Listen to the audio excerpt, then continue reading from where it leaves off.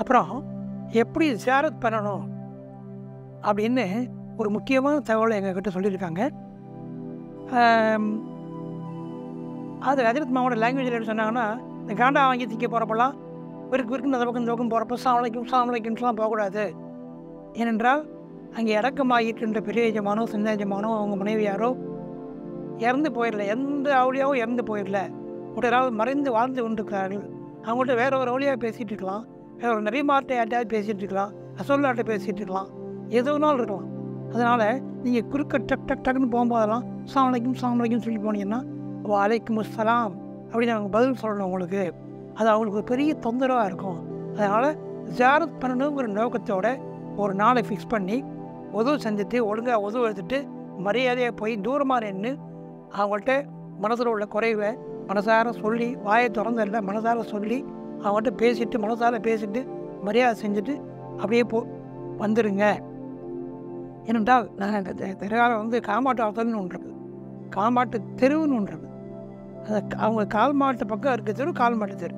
இந்த கால்மாட்டு தெருவுடைய எண்டில் ஒரு தூண் ஒன்று இருக்கும், விளக்கு தூண் அப்படின்னு பேர். அது அந்த தூண் கிட்ட தான் ஞானி கிழக்கரை ஞானி சதகுத்துல்லா அப்பா சொல்லா மேலே வித்திரியா அப்படிங்கிற ஒரு காவியத்தை பாடிய அந்த மாபெரும் ஞானி நின்றுட்டு ஜியாரத் பண்ணாங்க. ஏன் அங்கே நின்று ஜியாரத் பண்ணாங்க அப்படின்னா, உள்ளே கிட்ட நின்றுக்கிட்டு சொரிஞ்சிக்கிட்டு ஜியாரத்தெல்லாம் பண்ணுறது பெரிய எஜமானுக்கு கொடுக்கக்கூடிய ஒரு அவமரியாதை அப்படிங்கிறத அவங்க புரிஞ்சுக்கிட்டாங்க. அதனால் ஜியாரத் பண்ணுறது அப்படிங்கிறது ஒரு பெரிய இபாதத்து. அதை தொழுகிற மாதிரி என்ன பண்ணணும், மரியாதையோட இது செஞ்சுட்டு தூரமாக நின்று தான் பெரிய எஜமான்ட்ட கேட்கணும். இஷ்டத்துக்கு உள்ளே போய் சுற்றிட்டு வர்றது, புலம்புறது அதெல்லாம் கூடாது. தூரமாக நின்று இதுக்காக ஒரு தரம் போயிட்டு தலை குனிஞ்சு அழுதுகிட்டோ அல்லது அழுகை உணர்ச்சி பூர்வமாகவோ உங்கள் பிரச்சனையை சொல்லிவிட்டு நீங்கள் வந்துட்டீங்கன்னா அது கண்டிப்பாக முறையில் நிறைவேறணும். இதுதான் ஜியாரத் பண்ணுறது. உள்ளே போகணுன்னா அதுக்கு ஒரு மெத்தட் இருக்குது, நான் சொல்லித்தரேன் எப்படி ஜியாரத் பண்ணணும் அப்படின்னு நம்ம சொன்னாங்க. ஆனால் அதுக்குள்ளே அவங்க அஃபாத் ஆகிட்டாங்க. அந்த மெத்தட் எனக்கு தெரியலை. அதுலேருந்து நான் என்ன பண்ணுவேன், ஹஜ்ரத் மாமா சொன்னதுக்கப்புறம் பெரிய ஜமாவுடைய எந்த ஒரு ஜமாவுடைய ரோலாக்குள்ளேயும் நான் போகிறதில்ல. ஆனால் 1-2 தரம் மட்டும் ஒரு வழி இல்லாமல் போயிருக்கிறேன்.